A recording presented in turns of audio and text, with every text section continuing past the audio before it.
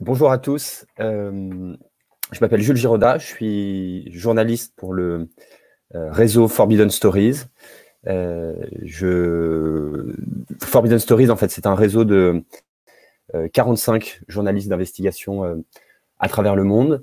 Et l'idée qui sous-tend Forbidden Stories, c'est on a fait le constat qu'il y avait des 80 journalistes en moyenne qui sont tués chaque année, des centaines qui sont réduits au silence, emprisonnés, condamnés à l'exil ou censurés. Et notre travail, c'est de réunir un réseau de journalistes pour continuer le travail de ces journalistes qui ont été censurés. Ça a été initié en 2016 par Laurent Richard. Et notre premier projet s'appelait le projet Daphné. Il y a une journaliste maltaise, Daphné Caruana Galizia, qui, le 16 octobre 2017, est morte dans un attentat à la voiture piégée. C'était une journaliste d'investigation qui enquêtait sur la corruption au plus haut niveau à Malte, sur l'évasion fiscale, sur la mafia maltaise. Et donc, c'est comme ça que Forbidden Stories a commencé. On a réuni des journalistes du monde, des journalistes de Radio France, des journalistes du Guardian, du New York Times, pour tous ensemble, à la fois essayer d'enquêter pour comprendre pourquoi cette journaliste avait été assassinée et en même temps continuer son travail. Parce que l'idée, c'est que souvent, quand un journaliste ou une journaliste est assassiné quelque part dans le monde, c'est des personnes qui sont souvent assez seules, pas forcément soutenues par des grands médias et qui pourtant mènent ce combat depuis des années, malgré les menaces. Et donc, l'objectif quand on tue un ou une journaliste, c'est de réduire au silence son histoire, faire en sorte que le public n'en entende pas parler, qu'on tue l'enquête dans l'œuf. Et nous, l'idée, c'est en publiant tous ensemble au même moment le travail d'un ou d'une journaliste, c'est essayer de faire le plus de bruit possible et d'envoyer un message à ceux qui ont tué cette personne, c'est-à-dire vous avez réussi à réduire au silence le messager, mais vous ne réduirez pas au silence le message. Ça, c'est le leitmotiv de Forbidden Stories. Donc, on a débuté avec ce projet Daphné, où on a enquêté tous ensemble pendant 6 mois. Ça a démarré en rencontrant la famille de Daphné, en leur expliquant ce qu'on souhaitait faire. On a récupéré son téléphone portable, on a récupéré son ordinateur, et donc on a enquêté pendant des mois sur essayer de reprendre tous les documents qu'elle avait eus, essayer de reprendre contact avec toutes les sources avec qui elle avait été mise en contact. Et au bout de 6 mois, nous avons publié ce travail tous ensemble. Donc c'était en 2018. Et depuis, on a continué à enquêter sur le travail de Daphné parce que la question qui se pose souvent, c'est est-ce qu'on va réussir à avoir de l'impact? Est-ce qu'on va réussir à changer les choses? Et ça marche pas toujours, ça prend parfois du temps. Et dans le cas de cette journaliste maltaise, Daphné Caruana Galizia, il a fallu attendre 2 ans pour que finalement les assassins présumés soient arrêtés, que le commanditaire présumé, un des grands patrons maltais, soit à lui-même arrêté. Et donc, c'est évidemment le travail de la justice, de la police. Il y avait une pression populaire, les gens étaient dans la rue. Et nous, on a essayé, avec nos moyens, mais à amener des éléments pour que cette enquête avance, s'assurer que la police fasse bien son travail, mettre la pression aussi sur le système judiciaire maltais, où des fois, il y a un problème d'indépendance pour que les choses avancent. Donc ça, c'était le premier projet sur lequel on a travaillé. Ensuite, on a, et c'est aussi l'idée de Forbidden Stories, c'est de créer un peu une internationale du journalisme et de faire en sorte que dans plein de pays, dans plein de régions du monde, des gens commencent à faire du journalisme collaboratif. On a initié un projet qui s'appelait le projet Frontières Mortelles, où c'est 3 journalistes d'un journal équatorien qui s'appelle El Comercio ont été kidnappés à la frontière entre l'Équateur et la Colombie. Ils enquêtaient sur des groupes de dissidents FARC qui mouillent dans le trafic de drogue. Ils ont disparu, on avait une nouvelle d'eux pendant 2 semaines et finalement leurs corps ont été retrouvés dans des zones qui ne sont plus contrôlées par ni l'État colombien ni l'État équatorien, mais par ces groupes de dissidents et de narcotrafiquants. Et donc un groupe d'une quinzaine de journalistes équatoriens et colombiens se sont réunis et on dit voilà, on va travailler ensemble pour s'assurer que les histoires de ces journalistes, leur enquête, leur mémoire perdurent et continuent à faire du bruit. Et donc, ils nous ont appelés en nous demandant de pouvoir s'allier avec eux pour essayer d'avoir une résonance internationale. Et donc, je suis allé là-bas travailler avec eux pendant plus de 2 semaines, 3 semaines à la frontière, dans ces zones parfois un petit peu risqués, pour essayer de retrouver, aller sur les traces de ces journalistes, les derniers endroits où ils ont été avant de disparaître. Et là, dernièrement, et c'est l'objet principal de notre discussion aujourd'hui, un de nos travaux à Forbidden Stories, c'est d'essayer d'analyser les raisons pour lesquelles les journalistes aujourd'hui sont tués ou censurés. Malheureusement, il y en a beaucoup. Beaucoup meurent sur des terrains de conflit, d'autres parce qu'ils enquêtent sur le trafic de drogue ou le trafic d'humains. Beaucoup de journalistes sont tués parce qu'ils enquêtent sur la corruption, mais aussi, on s'est aussi aperçu que énormément de journalistes étaient censurés ou assassinés parce qu'ils enquêtaient sur des scandales environnementaux. C'est-à-dire qu'ils soient dans certains pays d'Afrique, d'Asie, d'Amérique du Sud ou en Europe. C'est des personnes qui essayaient en fait de nous alerter sur des problématiques qui nous concernent tous. Ce sont ce qu'on appelle des signaux faibles. C'est un journaliste du Guardian avec qui on a travaillé, Jonathan Watts, qui parlait comme ça. C'est souvent des journalistes assez isolés, des blogueurs, des journalistes indépendants qui enquêtent sur une problématique extrêmement locale liée à l'environnement, une usine qui pollue, un problème de déforestation et de trafic, ou de trafic d'animaux, par exemple. Et ils enquêtent pendant des mois sur ce sujet-là. Sur un moment, des personnes peuvent être intimidées, assassinées. Et au final, nous, ce qu'on s'est dit, c'est que ces histoires, en fait, concernaient tout le monde. Parce que l'histoire d'un journaliste en Tanzanie qui enquête sur une mine d'or, par exemple, où il y a des graves problèmes de droits humains, de violence, de contamination, en fait, cet or va se retrouver au final dans les objets de notre quotidien électronique, notre téléphone portable, notre ordinateur, notre tablette. Donc en partant de ce constat, il y a environ 13 journalistes qui ont été assassinés ces 10 dernières années parce qu'ils ont enquêté sur des scandales environnementaux. C'est un chiffre plutôt bas. On pense qu'il y en a évidemment beaucoup plus. Des centaines ont été intimidés. Et donc on a commencé à étudier ces questions-là et on s'est aperçu notamment qu'il y a un secteur où de nombreuses violences étaient commises contre les journalistes, c'est le secteur minier. C'est un secteur finalement assez peu connu du grand public, assez opaque, extrêmement un des plus polluants au monde, et en même temps central dans notre économie, parce que les minerais qui sont minés un peu partout dans le monde se retrouvent, comme je le disais, dans des objets de l'électronique ou des objets électroménagers, servent à fabriquer des avions, des voitures, se retrouvent dans tous les objets. Et donc c'est un échelon central de toute industrie ou de tout secteur industriel, et qui est extrêmement polluant. Et donc on a enquêté dans 3 pays. L'objectif, c'était de montrer que c'était une problématique globale, qu'en fait, malheureusement, on est censuré pour les mêmes raisons en Tanzanie, au Guatemala ou en Inde. Et donc, on s'est intéressé à 3 histoires. Une, comme je l'expliquais juste avant, c'est l'histoire d'une mine d'or détenue par un des plus grands groupes mondiaux d'or qui s'appelle Barrick, qui est situé au nord de la Tanzanie, dans une région naturelle extrêmement luxuriante, protégée. Il y a beaucoup de parcs nationaux à côté. Et cette mine s'est installée sans respecter le droit des populations locales, c'est-à-dire souvent en s'installant presque de force dans des zones où les villageois allaient faire paître leurs animaux. Et donc cette mine s'est installée là et s'est créé un climat de violence avec les habitants de la région. Des dizaines ont été assassinées, de nombreuses femmes ont été violées, des cours d'eau ont été contaminés.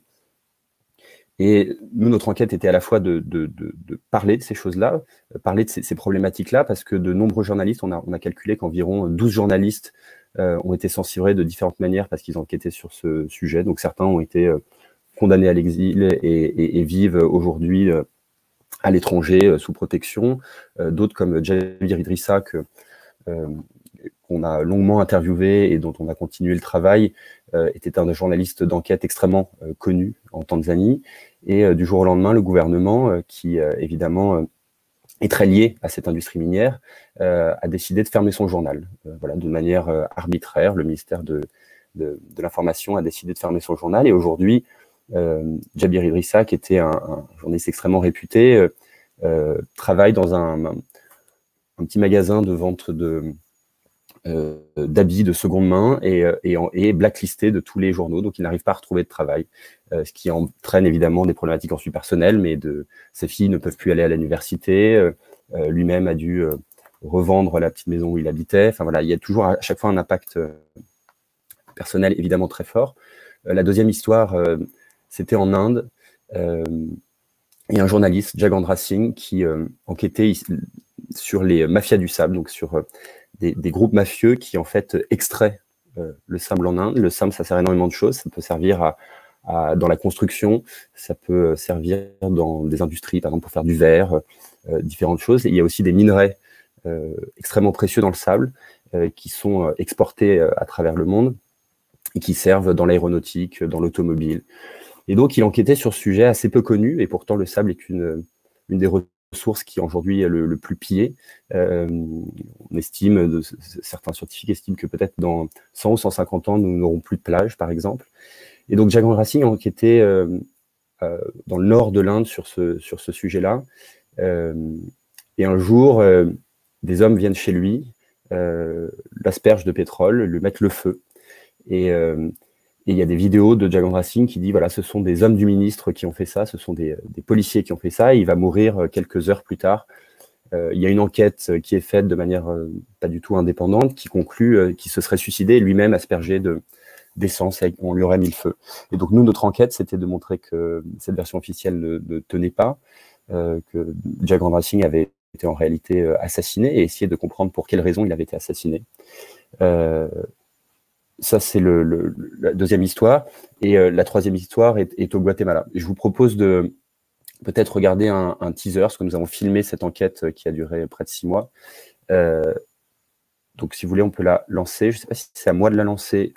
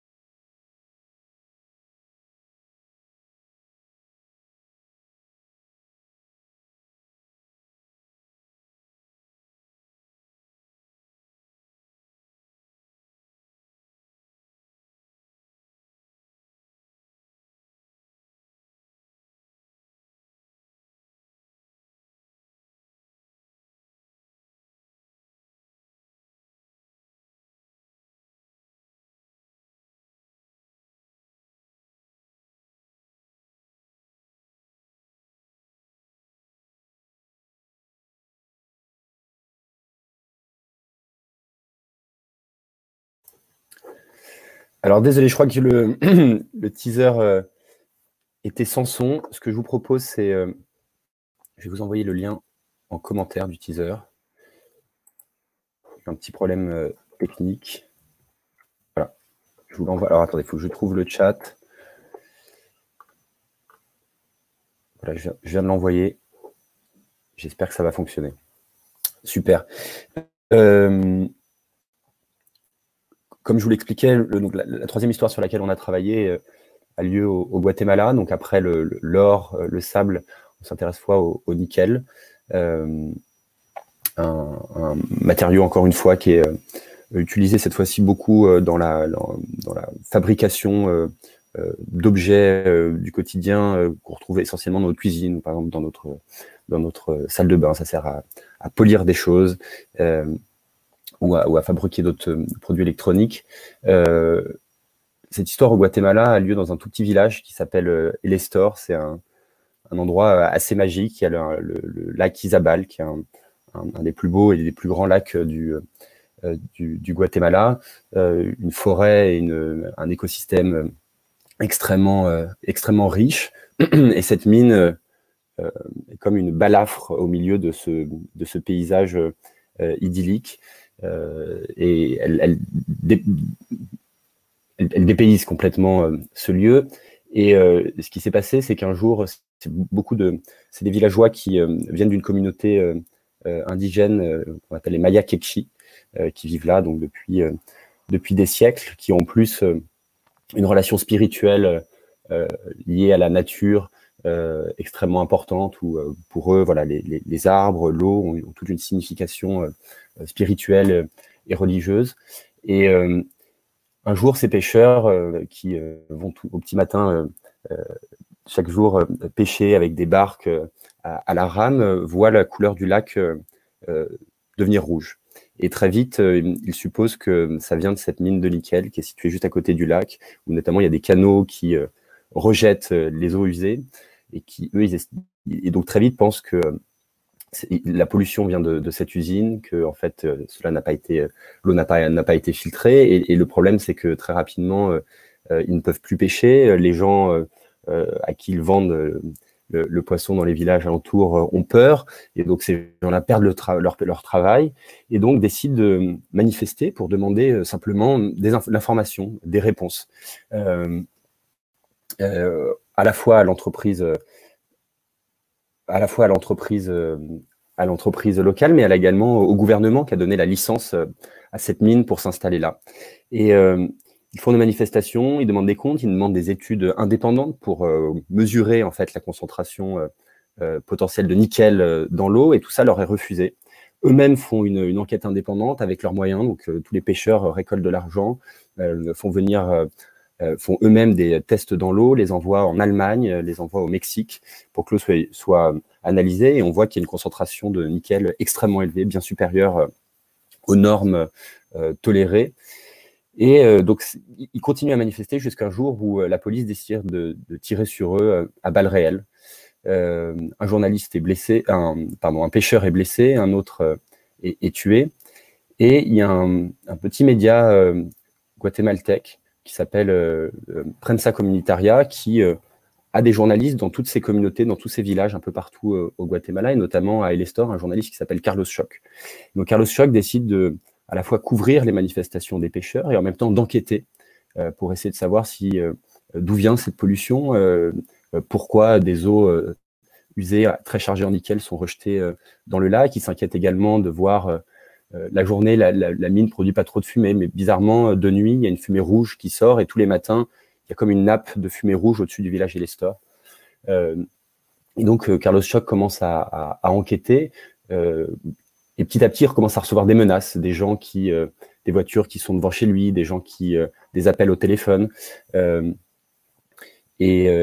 vous propose, par exemple, juste pour terminer sur Carlos Choc, pardon, et jusqu'au jour où la mine décide de porter plainte contre Carlos Choc en disant il essaie d'inciter les pêcheurs à se révolter. Il participe à des groupes criminels de dissidence alors qu'il faisait uniquement son travail. Et Carlos Choc est poursuivi par un juge ou de sombre histoire qui le poursuivent, qu'on pense être corrompu aux mains de cette entreprise minière, et qui donc poursuit Carlos Choc avec des charges extrêmement graves. Carlos Choc risque de 20 à 30 ans de prison, et donc il décide de fuir El Estor pour échapper à une justice qu'il n'estime pas indépendante, et il est obligé de vivre dans la clandestinité pendant 1 an et demi. Donc nous, quand on a initié le projet, voilà, on est allé retrouver Carlos Choc là où il vivait, dans la clandestinité, loin de sa famille. Il a dû laisser ses enfants, sa petite fille et son petit garçon à sa mère, parce qu'il ne pouvait plus s'occuper d'eux. Il a dû revendre son matériel de travail, donc c'est-à-dire son appareil photo, tous les outils avec lesquels il travaillait parce qu'il n'avait plus d'argent. Et nous sommes allés le rencontrer, nous avons essayé de reprendre son travail, donc encore une fois les photos qu'il avait pu prendre, les témoignages qu'il avait réussi à avoir, il avait notamment réussi à interviewer des gens dans l'usine qui racontaient les conditions de travail, ce genre de choses, et les mesures de sécurité qui n'étaient pas respectées. Et nous avons en fait enquêté comme ça avec lui pendant près de 6 mois, où lui était loin d'Elestor, mais on allait le voir régulièrement, on allait sur le terrain, il nous mettait en relation avec des personnes. Et je vous propose peut-être de voir une vidéo concernant Carlos Choc et cette histoire au Guatemala.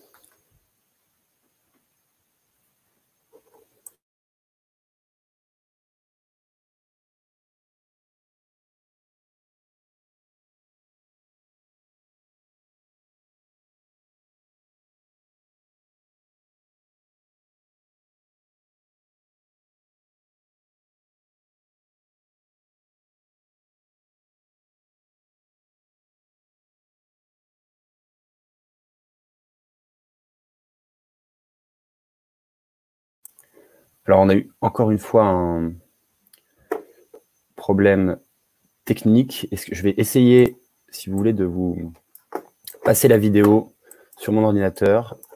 Peut-être que cette fois-ci, ça va fonctionner. Déjà, je vous propose, si vous voulez, de regarder le teaser de Greenblood qu'on n'avait pas pu voir tout à l'heure. Et ensuite, on va regarder, si vous voulez, la vidéo de Carlos Choc. Attendez, je vais tenter la manip.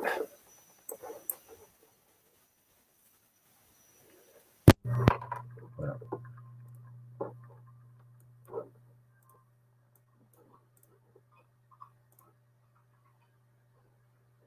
Est-ce que ça fonctionne? Je crois que ça ne fonctionne pas. Laptop, ça ne fonctionne pas. Désolé. Bon, je vais. Désolé pour ces problèmes techniques. On va continuer. Et donc nous avons. Et on va vous envoyer le lien, comme ça vous pourrez regarder de votre côté. Et donc on a enquêté tous ensemble, donc à 45 journalistes, sur ces 3 histoires. Il y avait évidemment un enjeu important, c'est que on va sur des terrains où des journalistes ont été soit menacés, soit assassinés. Potentiellement, les tueurs n'ont pas été arrêtés, parce que dans aucun des cas, personne n'a été ni inquiété ni arrêté. La grosse problématique, c'était envoyer des journalistes sur place sans à la fois mettre en danger les gens localement, parce qu'évidemment, un journaliste anglais, allemand ou italien qui arrive dans un tout petit village au Guatemala, ça attire l'attention. Et donc, le but, c'était d'enquêter à la fois, de ramener le plus d'informations sans mettre en danger les personnes localement et sans nous mettre en danger. Et une des choses auxquelles on croit énormément, c'est le fait que d'être 40 journalistes, en fait, réduit le risque, dans la mesure où si un de nous pouvait être attaqué à un moment, les 39 autres pourraient continuer le travail. Et je crois que là, il y a Odile qui va me rejoindre pour les questions. Bonjour, bonjour Jules, bonjour Odile. Bonjour à tous, et effectivement, ouais, désolé pour ces problèmes techniques, et merci Jules d'avoir tenu le coup malgré tout ça. Alors oui, on avait pas mal de questions à vous poser, en fait. Effectivement, cette question de la protection des sources qui effectivement semble très compliquée. La protection des sources et puis la coordination de tout ça, travailler à 40 dans plein de pays différents. Voilà, comment est-ce que ça s'organise, et qui est le chef d'orchestre? C'était vous qui étiez aux commandes de tout ça? Alors, tout d'abord, sur la coordination, c'est notre rôle à Forbidden Stories. On est une équipe de 6 journalistes avec Laurent Richard qui a fondé Forbidden Stories. Puis après, on est 5-6 journalistes d'investigation. Moi, mon rôle, c'était vraiment d'être en charge de la coordination. Et donc, à la fois, c'est très facile parce que c'est des journalistes qui se connaissent depuis longtemps. on choisit un petit peu qui va faire partie de la collaboration, c'est important pour nous que ce soit des personnes qui aient déjà participé à ce type de projet. Donc souvent, c'est des journalistes, par exemple, du Monde, comme Anne Michel ou Jean-Baptiste Chastan, qui ont participé à des grandes enquêtes comme les Panama Papers ou Paradise Papers. Et donc, l'idée de la coordination, c'est assez simple, c'est de faire en sorte que l'information circule. C'est-à-dire, typiquement, si je prends l'exemple d'une journaliste du Monde, Anne Michel va au Guatemala, elle interviewe des populations locales, elle va retrouver des documents, elle va peut-être faire des mesures, par exemple, de concentration de particules fines dans l'air ou de nickel dans l'eau. Elle va ramener ces informations à sa rédaction à Paris. Et après, le but, c'est que dans 29 autres pays, les journalistes aient accès à cette information-là pour quand, à leur tour, ils vont aller au Guatemala ou quand, à leur tour, ils vont enquêter sur l'entreprise qui est basée en Suisse, ils puissent utiliser ces informations et aller plus loin. Et donc, pour ça, on a une plateforme chiffrée, protégée, qui est chacun a accès depuis son ordinateur, où on ordonne les informations, on met les transcripts des interviews, on upload les documents. Donc voilà, le principal enjeu, c'est ça, c'est de faire en sorte que tout le monde ait l'information, la partage.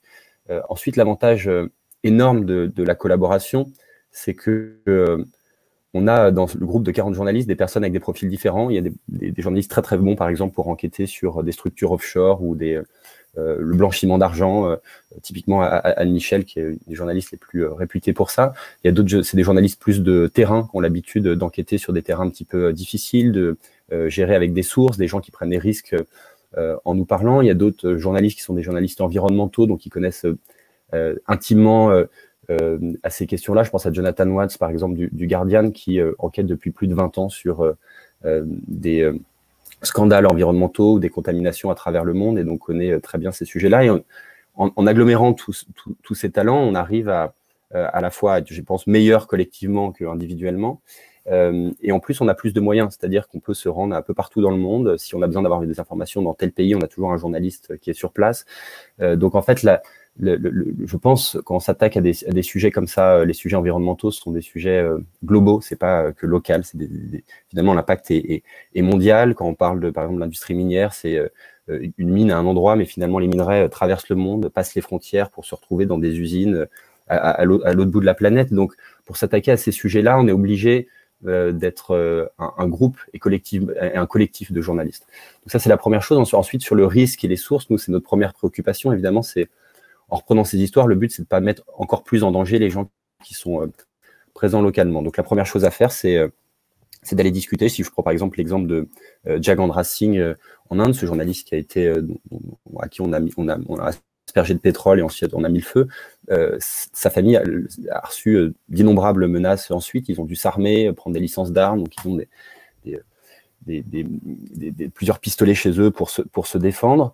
Et nous, la première chose à faire, c'est d'aller les voir en leur disant, voilà, on aimerait faire ce projet-là, voilà les risques que ça peut impliquer, c'est-à-dire que on va mettre la lumière sur ces histoires-là. Est-ce que vous êtes partant? Est-ce que vous acceptez cela? Vous allez être en relation toujours avec nous. Nous, on va faire en sorte de ne pas vous exposer. Cette initiative vient de nous.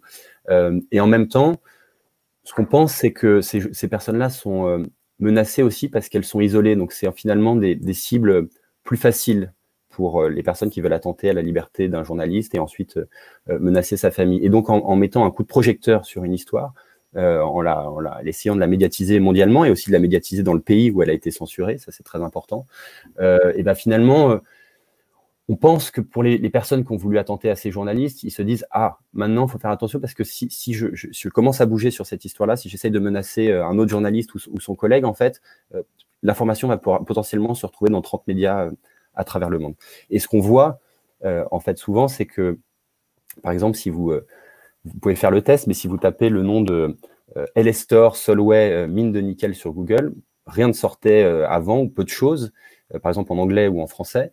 Aujourd'hui, vous allez avoir tout de suite des articles sur la contamination du lac, sur les pêcheurs qui ont été tués à balles réelles par la police. Et donc, en fait, on essaye d'inverser aussi un petit peu le rapport de force. C'est quelque chose qui est important pour nous. C'est que ces journalistes-là sont très seuls et finalement assez faibles face à des multinationales.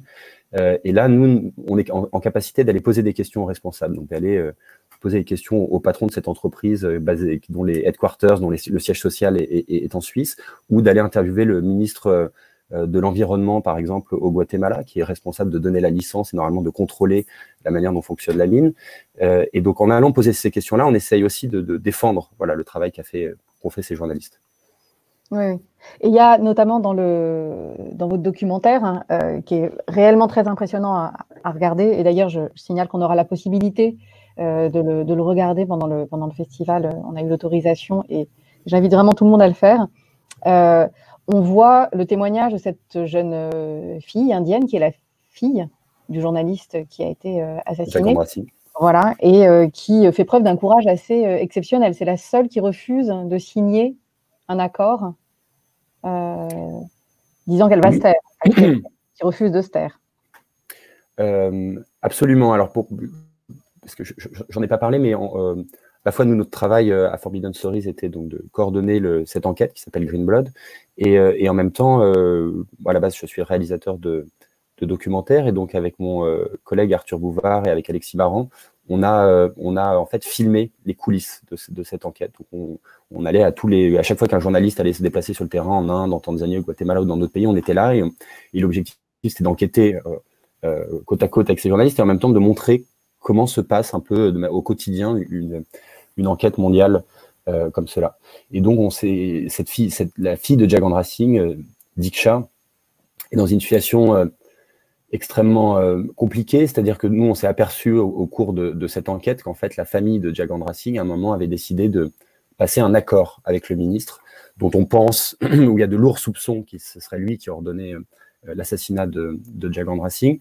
Et à force de pression, à force de menaces, la famille s'est retrouvée contrainte d'accepter l'argent de ce ministre contre leur silence, pour se taire.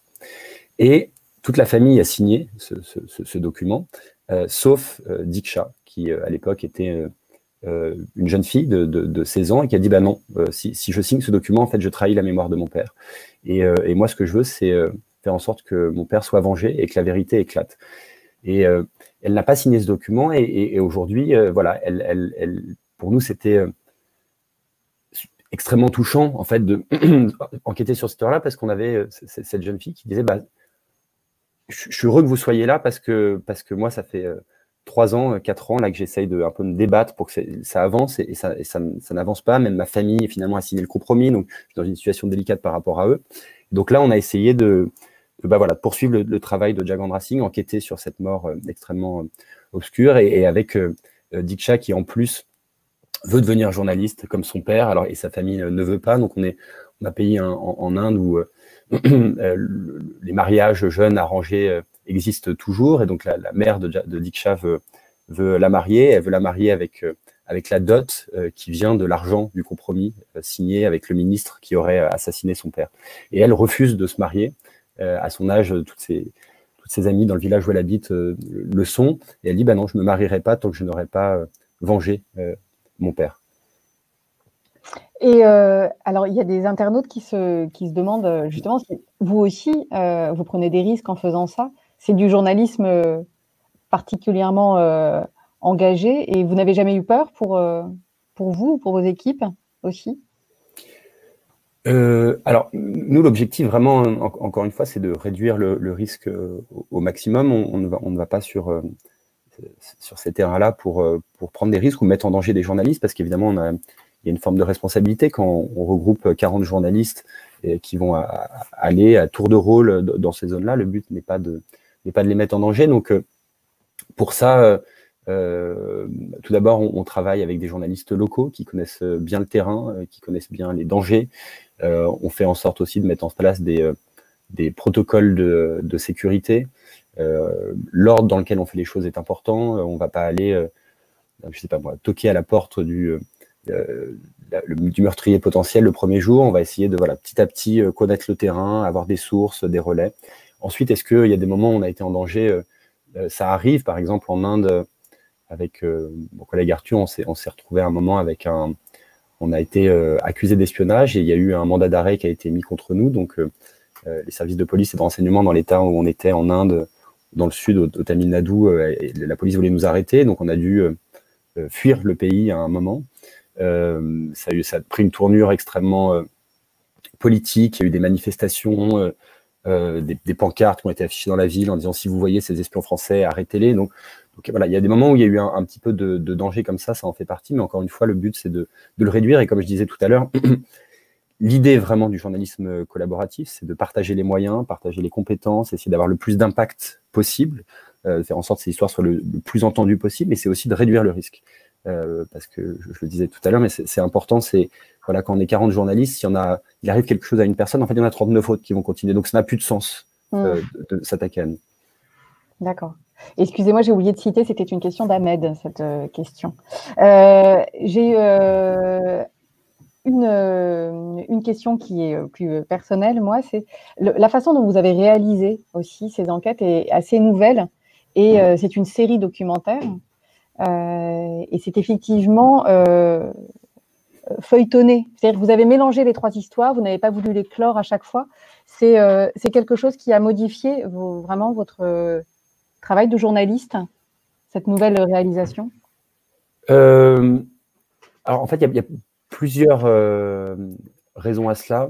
Déjà, c'est une série documentaire en 4 épisodes d'1 heure et comme vous expliquez, les histoires sont entremêlées. Elles suivent une chronologie aussi, c'est-à-dire que le début de l'épisode 1, c'est une réunion à Paris qui a eu lieu l'année dernière en janvier, où on a réuni tous les journalistes du projet pour leur dire, voilà, on va enquêter sur telle histoire, voilà les pistes d'enquête, voilà les premiers documents qu'on a récupérés, voilà les personnes qu'on devrait interviewer, voilà sur comment on va se répartir le travail. Donc, on a fait 2 jours de brainstorming comme ça, et on a filmé ça.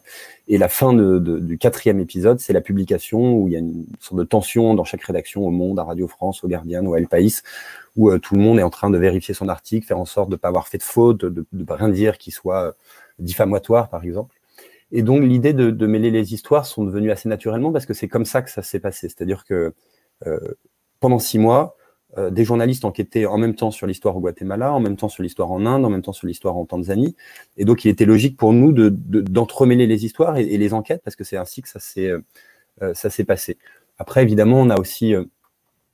moi, je regarde énormément de séries de fiction et aussi de séries documentaires. Et aujourd'hui, beaucoup de séries quelques codes de la fiction arrivent dans le documentaire. Il y a des séries incroyables, notamment par exemple sur Netflix, qui reprennent des cold cases, des assassinats qui ont eu lieu et en font une série de 10 épisodes. Là, l'idée, c'était ça aussi, c'est d'amener un petit peu un côté polar, essayer d'amener du suspense à la fin du premier épisode. L'objectif, c'est que vous ayez envie de voir le deuxième. Donc, ça a changé un peu notre manière de faire, notamment parce que c'est sans commentaire.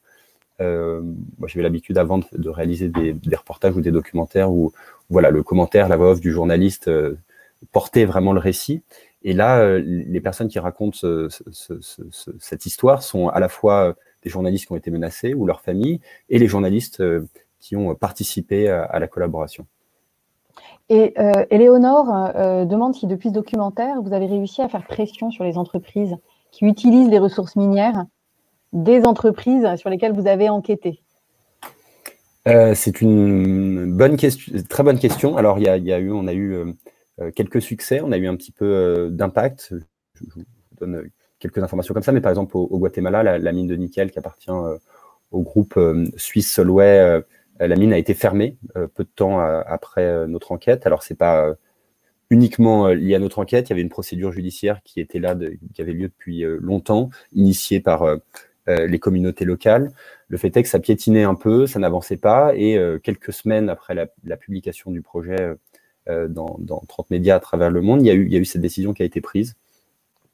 Sandhya Ravishankar, qui est une journaliste indienne avec qui on a enquêté sur la mort de Jagannathan Singh et qui elle-même a été extrêmement menacée ces 5 dernières années. Elle avait de nombreux procès intentés contre elle, par l'industrie minière, des procès extrêmement lourds qui lui coûtaient de l'argent, du temps, qu'on appelle des procès un peu des plaintes bâillons. Le but, c'est de faire en sorte que le journaliste ne puisse pas continuer à travailler. Et ces plaintes ont été retirées contre Sandhya Ravishankar peu de temps après. Après, nous, l'idée, c'est comme je le disais, c'est que parfois, ça prend du temps d'avoir de l'impact. Je prenais l'exemple de la journaliste Daphne Caruana Galizia. On a enquêté sur cette histoire pendant 6 mois et finalement, l'impact a eu lieu 2 ans après. Et parfois, il n'y a pas d'impact également. Mais au moins, une des choses qu'on essaie de faire et on essaie de garantir, c'est de faire en sorte que ces journalistes ne soient plus seuls et qu'ils savent qu'ils soient reliés à un réseau, que derrière eux, il y a 30 rédactions qui sont là s'il se passe quelque chose. Et par exemple, je vous donne l'exemple de Sandhya Ravishankar, qui a son propre site internet en Inde et qui, malgré les nombreuses menaces de mort, de viol qu'elle a reçues, continue à enquêter. Aujourd'hui, là, Forbidden Stories a lancé une nouvelle enquête, donc c'est confidentiel, je ne peux pas parler du sujet, mais on a réuni 40 journalistes pour travailler sur un nouveau sujet. Sandhya est venue à Paris et maintenant, elle fait partie des 40 journalistes et elle va enquêter sur la mort d'un autre journaliste. Donc ça, c'est ça aussi l'idée de Forbidden Stories, c'est de créer du lien, de créer un réseau international. Il y a justement une question à ce sujet dans les commentaires du Monde. Je rappelle à tout le monde que vous pouvez poser vos questions via les commentaires en dessous de la vidéo en direct et une équipe se charge de les sélectionner et de me les transmettre. Donc vraiment, n'hésitez pas, il vous reste un quart d'heure à peu près pour poser vos questions. Et donc sur la page Facebook du Monde, Rameau demande, est-ce que vous pouvez aider ces journalistes menacés, par exemple, en essayant de leur offrir l'asile politique pour pouvoir continuer leur travail ailleurs? Alors, c'est un peu la suite de ce que vous venez de nous dire, mais ça peut aller encore plus loin. Alors, non, c'est une bonne question déjà. Il y a des ONG, des organisations qui existent pour s'occuper de la situation des journalistes qui sont en danger ou menacés. Il y a Reporters sans frontières en France, CPJ aux États-Unis. Et vraiment, l'objectif et la vocation de ces ONG-là, c'est quand un journaliste est dans une situation compliquée, c'est de faire en sorte d'appeler l'ambassade ou de faire en sorte qu'il puisse être exfiltré du pays, de faire en sorte d'avoir un soutien financier à un moment et surtout de faire du plaidoyer. Donc, Reporters sans frontières va faire des manifestations, écrire des courriers, des pétitions pour faire en sorte que la situation change. On ne sait pas, par exemple en Turquie ou ce genre de choses. Nous, notre travail, il est différent. Notre travail est d'enquêter sur la mort d'un journaliste ou d'enquêter aux côtés d'un journaliste menacé, de continuer son travail, de le publier, de faire en sorte qu'il soit le plus écouté possible. Donc, ce n'est pas notre rôle en tant que Forbidden Stories de s'occuper ensuite de la situation d'un journaliste. On est là pour rester en contact, pour republier une information s'il le faut, pour que ce journaliste fasse partie après du réseau. Et donc, je pense que notre travail finalement est complémentaire du travail de CPJ et de RSF, par exemple. Et alors, j'ai une question qui est assez différente, mais qui se pose à titre individuel à chacun d'entre nous. Aurore se demande sur le Facebook de Willow Green, est-ce que c'est pas un petit peu contradictoire de faire de l'investigation environnementale avec autant de voyages dans des zones reculées? C'est une très bonne question. Si, évidemment. C'est-à-dire que je ne sais pas combien d'avions j'ai dû prendre l'année dernière pendant près d'un an pour me rendre de nombreuses fois au Guatemala, en Inde, en Tanzanie, aller ensuite aux États-Unis pour aller interviewer, par exemple, les entreprises de la Silicon Valley qui utilisent dans la fabrication de leur téléphone portable l'or qui venait de Tanzanie. Donc, évidemment, il y avait un impact carbone important. Après, c'est le seul moyen, en fait, de réaliser ces enquêtes-là. Donc, c'est pas parfait, c'est pas idéal. Mais ce que j'essaie de me dire pour me réconforter à des moments, c'est de me dire peut-être qu'en publiant ces informations et faire en sorte que des gens en entendent parler à travers le monde, on peut aussi changer un petit peu la mentalité des gens, essayer notre travail, c'est un travail de vigie, c'est d'essayer d'allumer un petit peu, que les gens se disent « Ah, j'avais jamais entendu parler de l'industrie minière, je connaissais pas cette usine, je connaissais pas ce problème au Guatemala. » Et que peut-être à partir de là, les gens ont envie de prendre en main ces questions-là et qu'après de s'engager, parce qu'en fait, les choses changeront pas parce qu'il y a eu un documentaire ou un projet collaboratif journalistique comme Grid Blur, il changera parce que les gens auront envie de voter, parce que les gens iront dans la rue, parce que les gens changeront aussi peut-être leur manière de vivre au quotidien. Donc nous, le but, c'est d'essayer d'éveiller un petit peu les consciences et d'animer le débat. Et alors, justement, Jérôme, lui, se demande si ce travail d'investigation pourrait contribuer à rendre le métier, à redorer plutôt, pardon, le métier de journaliste qui a été et qui est toujours tant décrié. Oui, c'est vraiment l'idée du journalisme collaboratif, c'est notre idée à Forbidden Stories, c'est-à-dire que on est dans un moment extrêmement critique pour la presse où la presse est extrêmement décriée, le métier de journaliste est un des métiers les plus détestés. Alors après, moi, il faut faire la part des choses, c'est-à-dire que le journalisme soit critiqué, c'est indispensable. Notre rôle, on a un rôle démocratique en tant que journaliste, c'est d'animer le débat, d'amener des informations sur la place publique pour que les gens puissent se faire des opinions et qu'en plus, les gens puissent voter. en ayant conscience parfois de choses qui sont cachées volontairement par des gens au pouvoir, par des entreprises. Donc, que notre travail soit critiqué, qu'on ne soit pas d'accord avec ce qu'on fait, c'est formidable. Et le but, c'est que les journalistes s'améliorent et fassent du bon travail. Ensuite, on est quand même dans une période où, par populisme, par volonté politique, des personnalités comme, enfin, j'enfonce des portes ouvertes, mais comme Trump ou d'autres vont avoir tendance à taper sur les journalistes. On a une ère des fake news où c'est dur, je pense, pour certaines personnes de voir qu'il est une information vraie ou fausse, et des gens utilisent ça à des fins politiques dans de nombreux pays. Et nous, ce qu'on pense, c'est que le journalisme collaboratif, c'est aussi voilà, essayer de redonner une autre image du journalisme. Le journalisme d'investigation, notamment, c'est pas que être en compétition les uns les autres pour essayer d'avoir le scoop en premier et essayer de gagner un prix après. C'est aussi partager les informations, c'est aussi une aventure collective, c'est aussi mettre notre liberté à chacun dans des pays où la presse est attaquée, en France, mais où finalement on est quand même dans une situation plus enviable que dans plein d'autres pays dans le monde. On met notre liberté au service de gens qui ne l'ont pas. Voilà, donc si ça peut essayer de changer le regard sur le journalisme, j'en suis ravi. Oui, c'est une forme de partage des ressources, en fait. On partage la ressource liberté avec eux. Et alors, justement, on se demande aussi, vous dites travailler en open source, qui est justement une façon aussi de laisser le libre accès. Alors, qu'est-ce que ça signifie exactement dans un collectif de 40 journalistes de travailler en open source? Alors, le journalisme open source, c'est quelque chose qui est né il y a assez récemment, il y a moins de 5 ans. En fait, il y a énormément d'informations qui sont disponibles open source et librement en fait sur Internet, accessibles à tous. Le problème, c'est que souvent ces informations, c'est très dur de savoir où elles se trouvent, comment les chercher, parce que il y a trop de bruit sur Internet, il y a trop d'informations, donc on ne sait pas où chercher. Et il y a aujourd'hui souvent des personnes assez jeunes qui sont des profils pas forcément de journalistes à la base, qui sont un peu des geeks, qui sont un peu des petits génies de l'informatique et qui sont capables aujourd'hui, depuis leur ordinateur, sans jamais aller sur le terrain, de résoudre des crimes. Il y a par exemple une enquête qui a été menée par la BBC, un collectif de journalistes open source, comme on dit, qui s'appelle Bellingcat. C'est une vidéo qui a fait la une des journaux du monde entier. Ils ont réussi à résoudre un crime au Cameroun. C'est-à-dire qu'il y avait une vidéo qui était sur les réseaux sociaux, on voyait des militaires, mais on ne savait pas qui, tuer une jeune femme au Cameroun. Et ils ont réussi à dire, bon, en fait, cette vidéo, c'est à tel endroit, parce qu'ils voyaient la topologie, donc ils se baladaient sur Google Earth et ils mettaient une ligne de crête comme ça qui correspondait à celle de la vidéo. Ils se baladaient sur Google Earth, ils disaient, ah bah voilà, au bout d'un moment, en fait, c'est là que ça a eu lieu. Ensuite, ils voyaient l'angle, l'inclinaison du soleil. Donc, ils disent, le soleil, pour qu'il soit à tel moment, à tel endroit, c'est-à-dire que c'est à telle période de l'année, c'est tel jour, telle heure. Ensuite, ils regardaient les insignes des militaires. Ils recoupaient tout ça. Et finalement, ils ont fait une vidéo de 10 minutes où ils disent, on peut dire que c'est tel officier de l'armée qui a tué tel jour, à tel endroit, cette personne. Et donc, pour nous, sur ce type d'enquête, de travailler avec des journalistes comme ça, c'est extrêmement intéressant parce qu'on peut combiner nos savoir-faire. Donc, il y a des journalistes qui vont sur le terrain, qui sont capables d'avoir des sources, d'avoir des documents.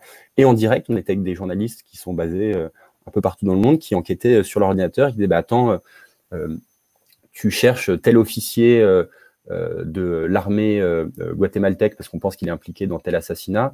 Je vais essayer de voir où il est localisé, je vais essayer de voir où il habite, je vais essayer de voir où il travaille, je vais savoir comment il s'appelle, comment on peut le joindre. Et donc, ils nous envoyaient des informations en direct qui pilotaient notre enquête sur le terrain. Oui, ça, c'était assez extraordinaire de le voir, effectivement, travailler de loin et alors, comme dans une série américaine, d'une certaine façon, grossir les photos, zoomer.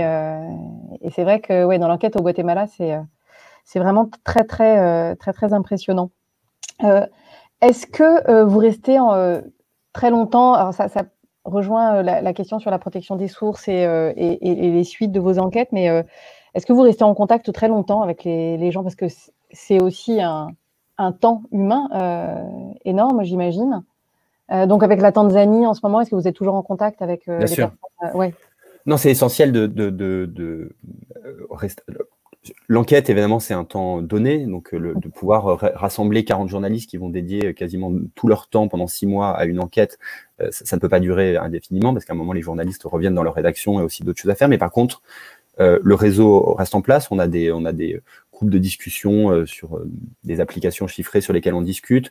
On est toujours en contact avec les journalistes et les journalistes de la collaboration sont toujours en contact avec les journalistes locaux. Et ça, c'est indispensable parce que parfois, ça arrive, et c'est arrivé dans le cas de Greenblood, où on a publié quelques mois plus tard un article ou un tweet, et tout le monde l'a fait dans le collectif pour, à un moment, alerter sur quelque chose qui se passait, soit positivement, soit négativement, soit des nouvelles menaces qui arrivaient. Et donc ça, c'est essentiel de garder ce lien-là et de pouvoir réactiver à tout moment le collectif pour enquêter de nouveau. Et je prenais l'exemple de la journaliste Daphné Caruana Galizia. On a eu une première enquête de 6 mois, une première publication. Et puis finalement, 6 mois plus tard, on a recréé le groupe et ça s'est fait en quelques heures. Tout le monde a dit, bah, vous avez vu l'info, j'ai eu telle source qui m'a dit que ça allait tomber ou que telle personne allait être impliquée. Et on a réactivé à ce moment-là le réseau de journalistes qui ont enquêté tous ensemble pendant plusieurs mois de nouveau. Et alors, comment est-ce que vous constituez vos collectifs pour une enquête? Là, effectivement, vous nous parliez de la journaliste maltaise. Et comment ça se passe aussi avec les rédactions? Parce que est-ce que tous les journaux soutiennent énormément cette façon de travailler collective? Oui, alors pour nous, c'est essentiel qu'un journal comme Le Monde ou Radio France ou Le Guardian, en fait, croit à l'idée de Forbidden Stories, parce qu'en fait, c'est ces journaux-là qui font que ça fonctionne. C'est-à-dire qu'un journal, mettre à disposition d'une enquête comme ça internationale 2 journalistes à plein temps, c'est évidemment un investissement énorme, parce que pendant ce temps-là, ils ne vont pas écrire moins d'articles qu'ils ne le font d'habitude. C'est accepter que le journalisme d'investigation, pour que ça fonctionne, c'est premièrement du temps, et du temps, c'est des moyens, en fait. C'est accepter qu'un journaliste se concentre sur un sujet pendant de nombreux mois et n'écrive pas 3 articles par jour. Donc, évidemment, il faut des rédactions qui croient en ce qu'on fait, qui acceptent d'y mettre du temps et des moyens, et ça fonctionne. Ça fonctionne, et je pense que ça fonctionne aussi parce que, comme vous le disiez, les rédactions ont pris conscience qu'en étant ensemble, on est finalement plus fort. Et alors, comment est-ce que vous décidez de transmettre l'information à l'écrit ou là, via une série documentaire? Qu'est-ce qui L'idée, c'est que chacun dans le groupe de journalistes va publier un article sur son média. Donc, il y a beaucoup de journaux, il y a aussi des radios, il y a quelques télés. L'idée d'un documentaire, c'est qu'il va arriver après la publication. Donc là, typiquement, c'était en juin dernier, dans 30 médias à travers le monde, on a publié des histoires sur le Guatemala, la Tanzanie, l'Inde. L'idée d'arriver après, c'est aussi qu'on voilà, on va essayer de faire parler dans le temps long de ces histoires-là et pas que sur une semaine. Et c'est aussi peut-être s'adresser à un autre public, parce que des personnes qui vont regarder un documentaire sur France 5 ou en replay ensuite sur Internet, c'est pas forcément les mêmes personnes qui vont lire Le Monde, par exemple. Donc peut-être un public plus jeune qui vont regarder ce documentaire. Donc nous, le but vraiment, encore une fois, c'est que le plus de gens possible entendent parler de ces histoires et on utilise tous les moyens à notre disposition. Merci beaucoup, Jules Giraudat. Merci de nous avoir expliqué toutes les coulisses de cette enquête environnementale que je vous invite donc à regarder. Nous allons mettre le lien pour visionner toute cette série documentaire dans les commentaires sous le live de Facebook. Vous pourrez aussi retrouver toutes les informations sur le site internet We Love Green TV et welovegreen.fr. Merci encore, à bientôt. Merci à vous. Le live du Monde va se prolonger avec le chercheur François Gémen, qui est membre du GIEC et qui sera interviewé par Stéphane Foucard de la rédaction du Monde. On se retrouve dans quelques instants sur ce même chat. Merci beaucoup. À tout de suite.